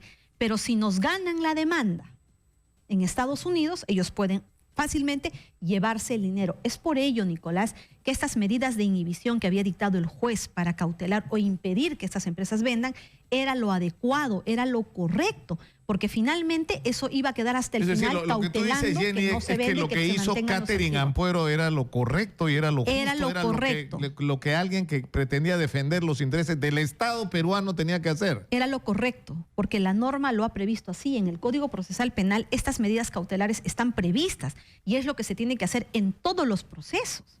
Sino que en este caso en particular, ¿no? Bendición para Odebrecht, hay un decreto de urgencia que le permite vender y que le permite mandar el dinero a un fideicomiso. ¿Para qué? Para que solucione los mismos problemas de Odebrecht. ¿Cuáles son sus problemas? El pago de sus acreedores, el pago de sus trabajadores. ¿Problema de quién es ese? ¿Del Estado peruano? No, es de Odebrecht. ¿Y quién lo está solucionando? El Estado con la dación de este decreto de urgencia. Y al final, como lo último, es el pago de la reparación civil, que hasta ahora no sabemos y que hemos conocido que Odebrecht solamente quiere pagar el doble del pago de las coimas y nada más, que ascendería a 60 millones y nada más, pero eso no es el monto real que se ha causado como daño al Estado peruano. Pero es increíble lo que está pasando, porque al final, o sea, se saca, o sea, después de toda la promesa, de todo el discurso, todo el rollo sobre la anticorrupción y la necesidad de una procuraduría independiente que defiende el interés del Estado y no de los políticos de turno, el gobierno lo que está haciendo es exactamente lo contrario a lo que prometió. Es decir, mire, ha montado una procuraduría, digamos, gobiernista, digamos, ¿no? Peor que en el gobierno de Ollanta-Humala, porque ahora se ha procedido peor de lo que sucedió con el señor Daniel Figalo, peor con lo que hizo el señor Ollanta-Humala, porque aquí prácticamente ya se ha destruido la autonomía de las procuradurías, claro, incumpliendo una falsa promesa de campaña, porque fácilmente eso les dio réditos en la etapa de campaña. A todo partido político que habló sobre la autonomía de las procuradurías, les daban los réditos políticos, pero cuando ya están en el ejercicio de la función, cuando se dan cuenta que la Procuraduría es la institución que puede denunciarlos por los actos que puedan cometer cuando son titulares de entidad, cuando son parte del gobierno, pues han visto que tenían que destruirla por completo. Se ha demostrado por este gobierno, ¿no?, en manos de Marisol Pérez-Tello, que se ha vulnerado por completo la autonomía de las procuradurías. Pero algo más grave que eso todavía es la dación de este decreto de urgencia 003. Y más grave todavía es que se sigue tramitando cuando se conoce la demanda interpuesta por Odebrecht en Estados Unidos. Y más grave todavía es que el nuevo procurador se haya desistido ante la sala sobre esta inhibición que ya había sido dada por el Poder Judicial, cuando tienen pleno conocimiento que hemos sido demandados desde mayo.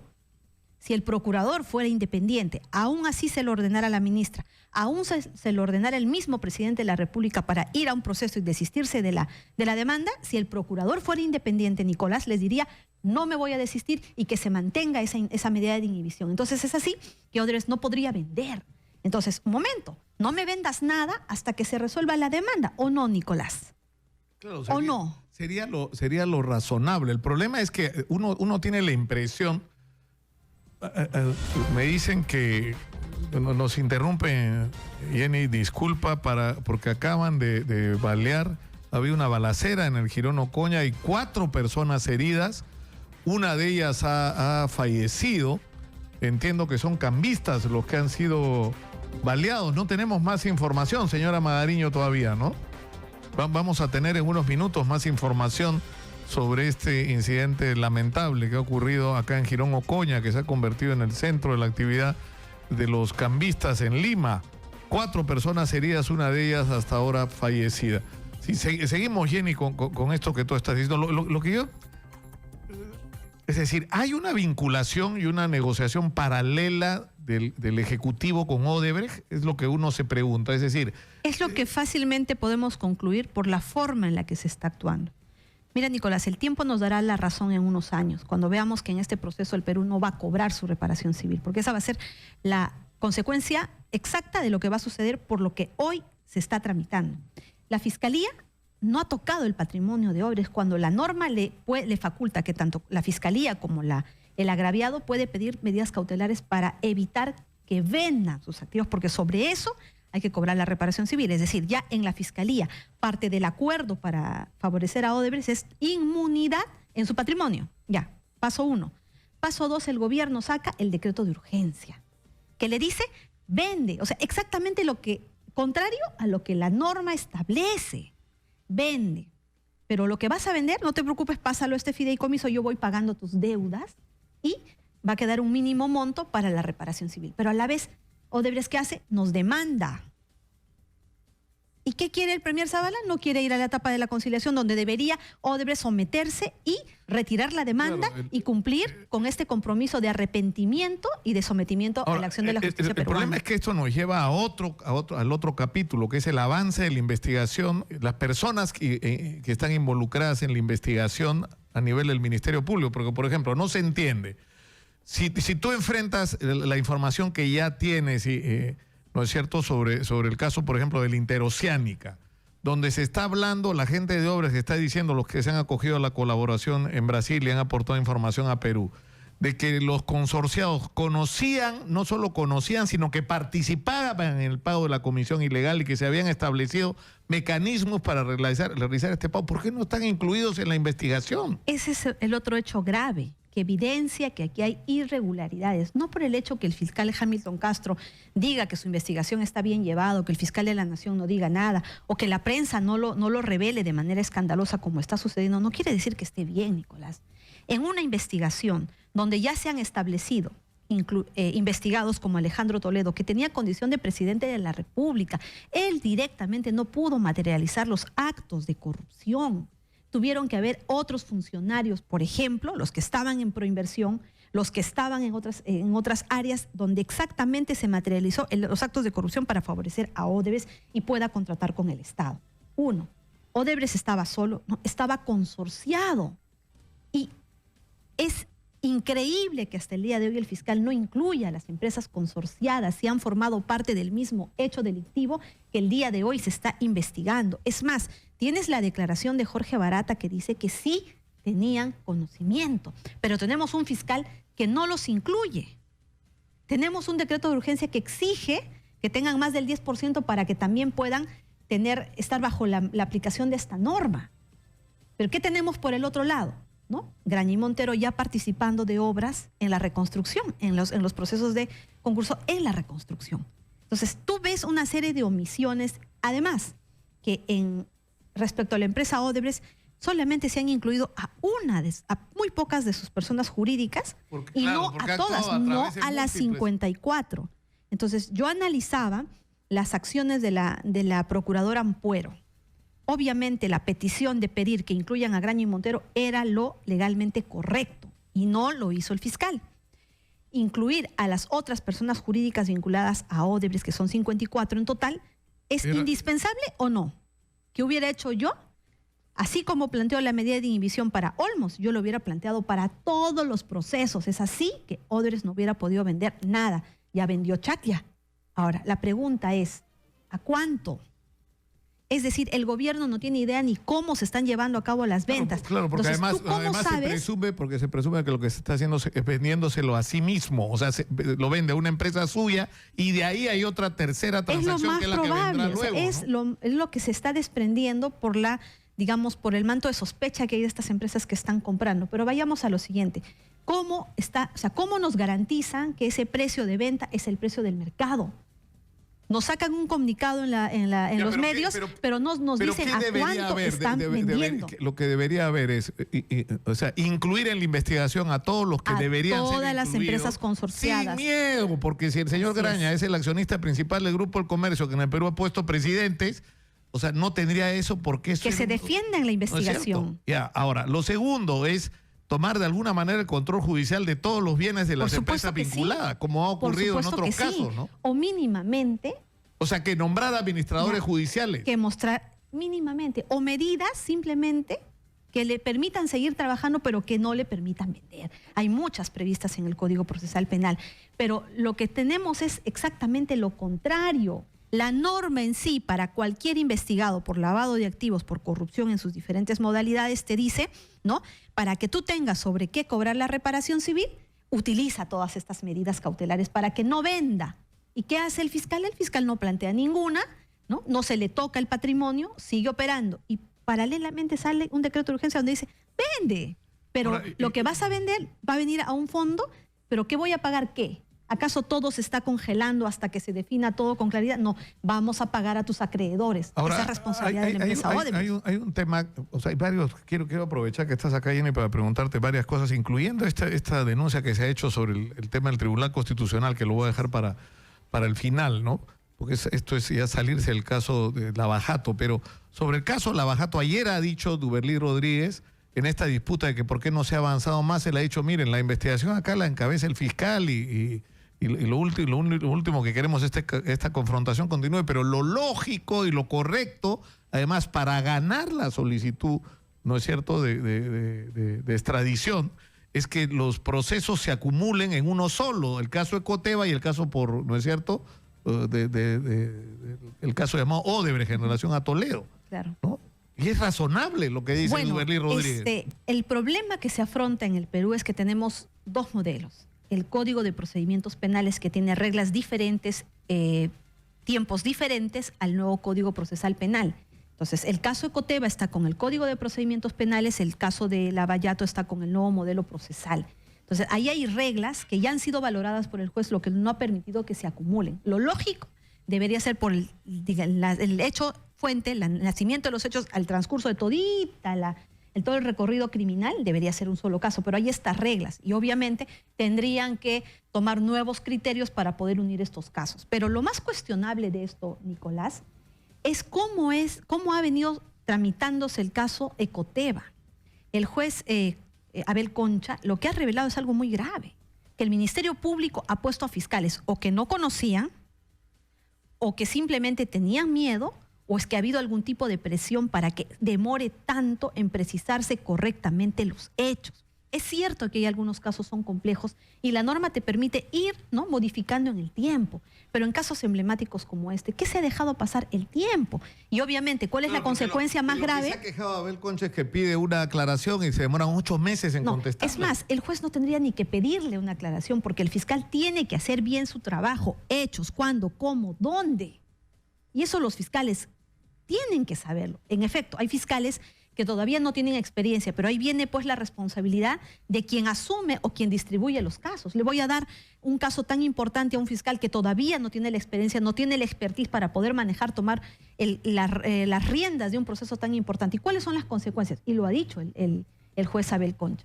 No me pidieron ni un impedimento de salida. Obviamente, ¿por qué? Porque estaban en esta demora que ya evidencia una omisión, pero en estos casos en los que te trae como consecuencia... El juez no puede tomar por su propia iniciativa la decisión, le voy a impedir la salida del país. No puede, si no se lo tiene que pedir el fiscal. Se lo tiene en las medidas de comparecencia restrictiva, el impedimento de salida, la prisión preventiva, únicamente lo puede pedir el fiscal. Y el juez lo resuelve. Pero entonces, quisiera terminar esta parte. ¿Cuál es la consecuencia de esta demora? Que ese señor, el señor Alejandro Toledo, está en Estados Unidos, paseando impunemente, porque en esa demora de que no te preciso, en que no me das y que no avanzamos, no se pidió siquiera pues una medida de impedimento de salida de una prisión preventiva, porque el juez lo hubiera observado en ese momento. Si tú no me precisas bien los hechos, yo no te puedo siquiera analizar los graves elementos fundados para una prisión preventiva. Fíjate lo que ha pasado. Sale en los medios la información sobre el caso de Keiko Fujimori. Así es. Y inmediatamente se hace lo que hay que hacer. Se solicita la formalización y la confirmación de esa información para poder incluirla, ¿no es cierto?, en el expediente y abrir formalmente una investigación. Ahora, eso no debería ser la excepción, eso tendría que ser la regla, ¿no es cierto? Esa es la regla. Es más, lo que yo cuestiono permanentemente, y eso lo tienen que corregir los fiscales, es que si tú tienes una declaración, y ya está sucediendo en varios casos, una declaración donde obviamente tú tienes el objeto de tu investigación, tus hechos, pero esa declaración te revela otros datos que también cuestionan a otras personas, otros hechos, tengo que preguntarle. Y luego, si no corresponde a mi investigación, remito copias a la fiscalía competente para que haga sus actos de investigación. Entonces, eso es lo que debería suceder en todos los casos. Me das un dato contra una persona, me das un dato mínimo, pues, ¿cuándo, cómo y dónde? O el señor Barata dice que Graña y Montero tenía conocimiento. ¿Le han preguntado en ese interrogatorio cuándo, dónde, cómo, cuánto? No lo han hecho. Entonces, eso está sucediendo de manera sistemática. ¿Por qué? Podríamos hablar de una omisión. ¿Por qué presión? No, entonces, porque hay presión política, hay presión de poderes económicos. Cuando hay presión política, económica, esa omisión se convierte en una omisión encubridora.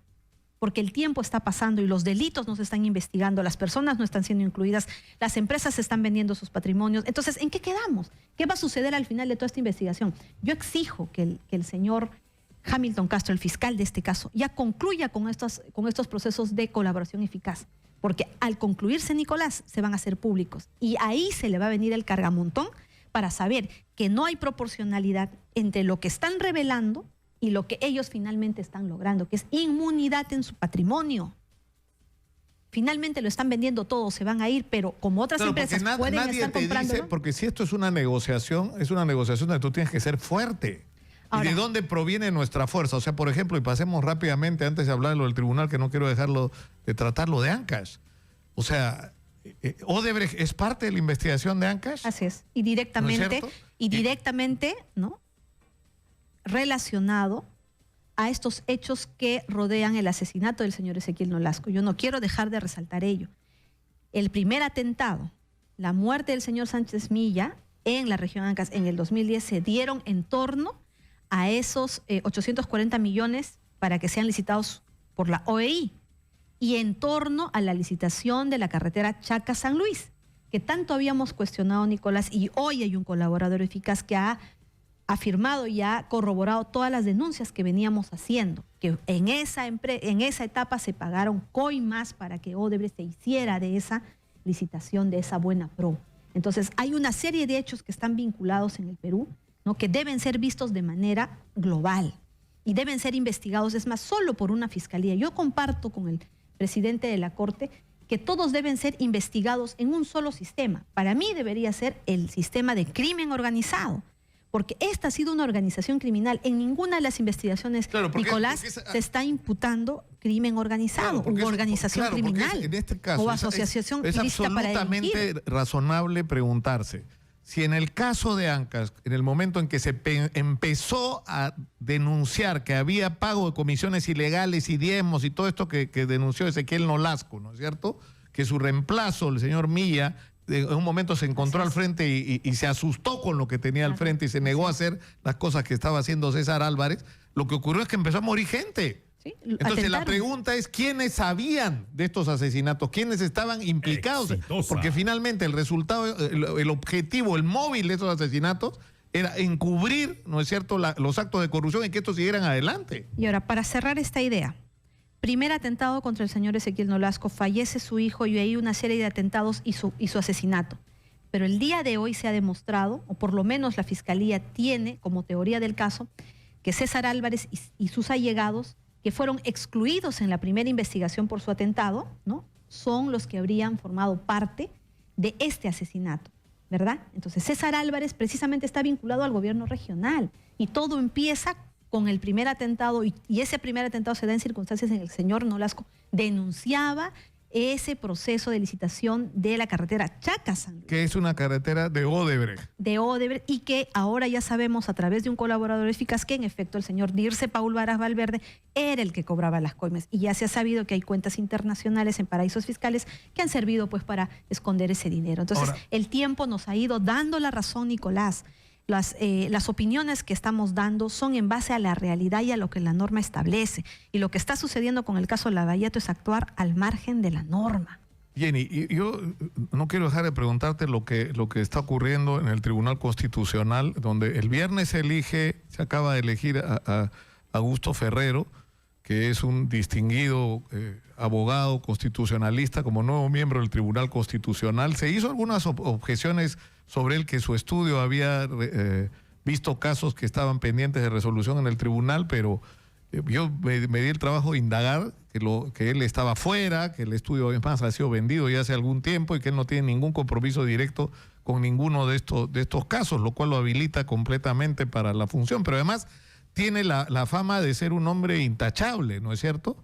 Y el problema es que esto ocurre justo cuando hay que resolver, ¿no es cierto?, casos tan delicados que tienen que ver con la SUNAT, que es el tema de los impuestos, ¿no? Así es, Es decir, tienes ¿no es cierto?, intereses que está reclamando la SUNAT, pagos que está reclamando la SUNAT, y hay una serie de demandas que todo indica la SUNAT va a perder, ¿no? Así es. Comenzando por el caso de Scotiabank, que es como 500 millones de soles. Sí, 418 millones.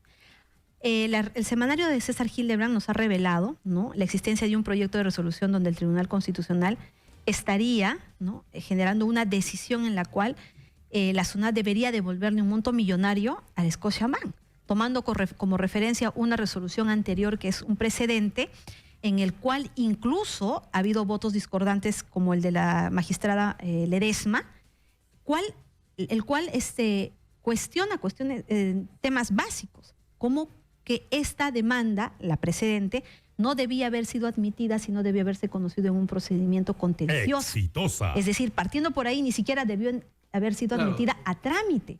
También cuestiona de que las partes en esta resolución precedente no habían interpuesto sus apelaciones o sus recursos impugnatorios cuando se les estaba cobrando estos intereses moratorios. Entonces ya existe un cuestionamiento, sin embargo se ha reconocido la devolución de estos intereses en esta decisión precedente. Y esta sería la base para que en la actualidad el Tribunal Constitucional, que todavía no tenemos la certeza, no solamente esta información del semanario Hildebrand, estaría ocurriendo lo mismo, que basado en esta decisión se estaría reconociendo la devolución de este pago por intereses moratorios a favor de Scotiabank. El problema es que esto va a ser, si se toma esta decisión, esto va a ser el precedente para todas las otras empresas, ¿no?, que están esperando, empresas millonarias que ni siquiera pagan por último sus impuestos. Entonces, alrededor estamos hablando de 10.000 millones que se les va a devolver a todas estas empresas, a estos contribuyentes, cuando tenemos necesidades urgentes como la de los maestros, la demanda de los maestros, que son montos que no se les quiere aceptar para mejorar su remuneración, pero tenemos por otro lado que a nivel del Tribunal Constitucional, yendo más allá de su función de analizar la vulneración a nivel del plano constitucional, prácticamente se están volviendo también en un Congreso de la República donde están modificando la normativa tributaria para reconocer este tipo de pagos, y eso es irregular. Y este tipo de pronunciamientos no son aislados, Nicolás. Desde mi despacho hemos interpuesto ya una denuncia constitucional que ha sido admitida a trámite en el Congreso, donde precisamente se les reconocía el pago en el tema de las universidades. Entonces, no puede seguir el Tribunal Constitucional yendo más allá de lo que es su competencia, que es el análisis de la vulneración de los derechos constitucionales. Porque si no termina siendo una última instancia. Así ¿no es, cierto?, del porque el sistema ámbito judicial tributario tiene su legislación y el tribunal está fallando precisamente dejando de lado esta legislación y está resolviendo devolver montos millonarios a empresas que ni siquiera por último cumplen con sus deberes de pagar impuestos a favor del Estado peruano. Pero finalmente está yendo más allá, está haciendo el papel ya del Congreso de la República, prácticamente está creando legislación nueva desde su ámbito para generar estos favorecimientos. Y yo sinceramente ya estoy muy preocupada por este tipo de decisiones que tienen que frenar. Esperemos que esta sospecha que se tiene por la noticia conocida por el semanario de César Hildebrand no se materialice, porque el perjuicio al Estado va a ser millonario, porque otras empresas van a poder acogerse, partiendo solamente del hecho, Nicolás, que este tipo de decisiones tienen otro ámbito donde pueden ser discutidas, que es el procedimiento contencioso. Partiendo por ahí, el Tribunal Constitucional no debería haber admitido a trámite esta demanda, ni siquiera admitido a trámite de esta demanda donde el demandante es Scotiabank, ni de la precedente en la cual la demandante fue la señora Rosario del Carmen Dina de Vaca. En esta resolución es que la señora magistrada Ledesma cuestiona el hecho de que no debió siquiera haberse admitido trámite porque existía otro ámbito donde bien podía satisfacerse la tramitación de esta demanda. Entonces, ¿qué estamos viendo? Que el Tribunal Constitucional se está convirtiendo en un órgano donde las empresas están encontrando impunidad en perjuicio de los intereses del Estado. Entonces, yo llamo la atención de los miembros del Tribunal Constitucional, cumplan con su función de resolver de acuerdo a su competencia, que es la evaluación, el análisis desde el plano constitucional de la vulneración de los derechos constitucionales y que respeten la misma jurisprudencia que han creado en el Tribunal Constitucional, que sean los ámbitos que pueden satisfacer de manera igualitaria los que resuelvan temas como este, que sería el ámbito del contencioso administrativo, y que de ninguna manera se permita la devolución de estos montos, porque son las empresas las que no cumplen con pagar en el plazo y finalmente pagan una multa, y han estipulado que, en primer lugar, no apelan dentro del procedimiento administrativo, no agotan la etapa del procedimiento administrativo, pero sí encuentran en el Tribunal Constitucional una vía para poder ser reconocidos sus derechos, y eso es una amenaza contra los intereses del Estado peruano. Muchas gracias a Jenny Vilcatoma, congresista de la República, por estar con nosotros. Qué Gracias, bueno que Nicolás. ya estés de vuelta así con el punche de siempre, Jenny. A su disposición, gracias. Muchas gracias. Nosotros nos vamos hasta mañana. Yo los dejo con el señor Manuel Rosas. Muy buenas tardes.